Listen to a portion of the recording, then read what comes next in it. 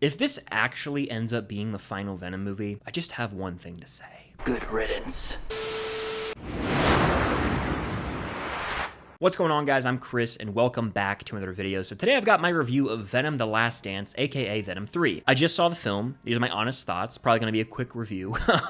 Before I get into it, though, be sure to hit that like button, subscribe to that notification bell, and of course, comment your thoughts on the film down below. So I got to give you some backstory on my relationship with Venom. Not a fan of the first movie. It's fine at best. Liked the second film even less. And then when you look at the Sony Spider-Man spin-off villain films, I don't know what the hell we even call them anymore, I'm not a fan of any of those. So everything was stacked against this movie. And I walk out and I say, yeah, that kind of stunk. Not a fan. I would usually do like a pros and cons type of thing, approach, if you will, to my reviews. This one might just be all over the place because that's kind of how I feel about the movie. So we're just going to go in. We're going to dive in. From the opening of this film, it really lets the audience know just how stupid it's about to get.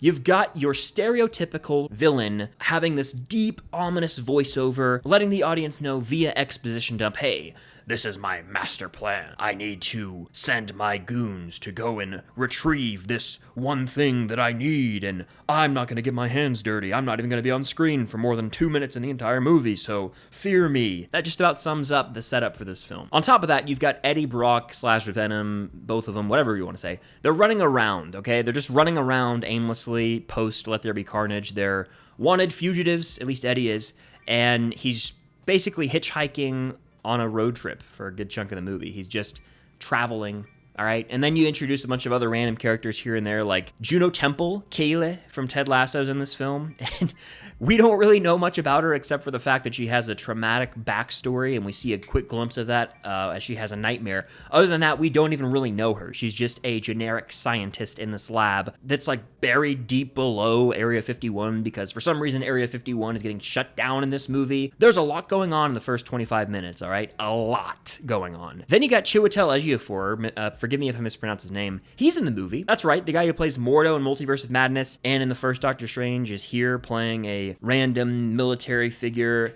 He's got his own motives, and then you've got Rhys Ifans playing, you know, the leader of this hippie family that just wants to see an alien at Area 51. These are all real things that happen in this movie. I'm not making this up. It sounds like Venom 3, if you were just to look at it on paper, is a bunch of random ideas just thrown into a blender from every trashy comic movie that's ever been made. I'm talking the early Marvel stuff, pre-MCU. You've got the DCEU. You've got these Sony spin-off films. Just take a bunch of random ideas from them, throw them in a blender, and let's spit it out and see what we can give you. And that's kind of what Venom: The Last Dance is.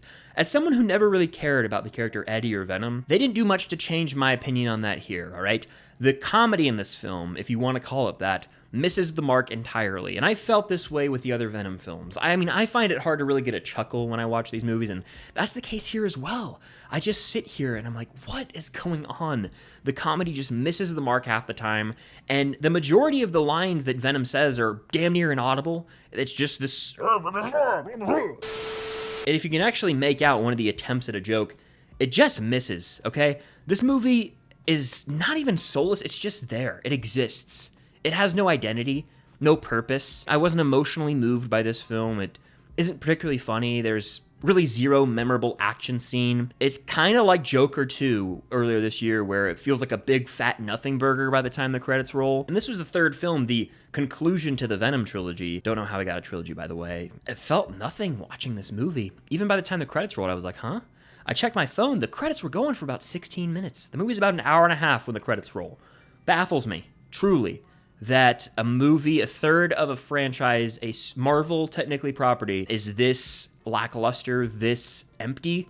I felt nothing, again, and no one really wanted to be here. It seems like everyone phoned in their performance. I mean, how are we still getting comic movies of this low quality in the year 2024? It's a trend, and it's bad. It's something needs to change. It's not just this Venom film. We got Madam Web this year. We got Joker Folie à Deux this year, which I have severe issues with, but I compare the two.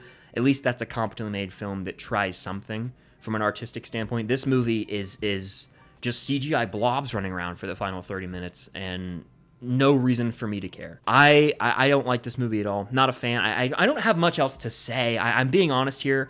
I didn't even want to review this movie. Truth be told, I have nothing truly positive to say. Even Tom Hardy, who I love as an actor, he's fantastic as Bane, kind of just phones it in here. I don't know how this movie was made or greenlit, and this is a short review, but that's just the way of the world. Venom: The Last Dance is bad. It's not the worst movie I've ever seen. I've frankly seen a worse comic book film this year somehow, but it's out there, it exists. I can't recommend seeing it, and I'm beyond done with the Sony Spider-Man villain spin-off films. There's nothing new that's introduced here. It's the same Venom humor that misses, the same lackluster, basically non-existent action scenes, and the same lack of character depth across the board. Is there really even a main villain? I don't know. It's hard to really say. Oh, Venom: Last Dance, pretty exhausting to sit through. You might find yourself dozing off. I definitely got heavy eyelids watching this one, but wish I could say more. Really don't have anything else to offer. So Venom: The Last Dance. That does it for this review, if you want to even call it that. Venom: The Last Dance. Hit that like button, subscribe to that notification bell, and yeah, see you guys in the next video.